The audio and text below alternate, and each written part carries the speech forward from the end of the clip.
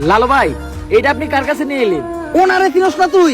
উনি অনেক বড় তান্ত্রিক, এই দেশে ওনার লক্ষ লক্ষ মুরিদ। উনি নতুন একটা বই লিখছে, বইয়ের নাম শয়তান ধরার গর্জন। যেই বই পইরা নতুন কইরা লাখ লাখ মানুষ তান্ত্রিক হইতাছে।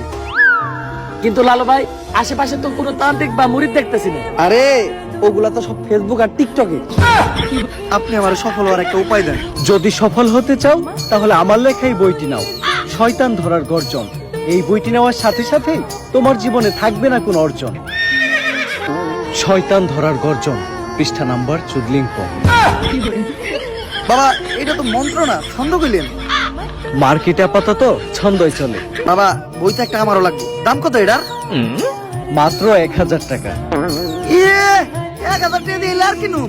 1000 টাকা হাতে নিয়ে ভূতের ডাক দিলে ভূত নিজে চালতে লেগে পড়বো। 1000 টাকা দিয়ে বইয়ের দাম, এই বইয়ের বিশেষত্ব কি? এই বইটা আমি আমার নিজ হাতে লিখেছি। দেখি আপনার লেখা এত খারাপ? দেখি এই বইয়ের প্রথম পৃষ্ঠায় কি লেখা? মানুষকে ভোদাই বানানোর 100টি উপায়। 1000 টাকা দিয়ে 120টার এই বইটি নেন আর ঠাস করে ভোদাই হয়ে যান। এখন সফল হইতে গেলে তো এই বইটা লাগবেই, তো এই বইটা আমি নিয়ে গেলাম।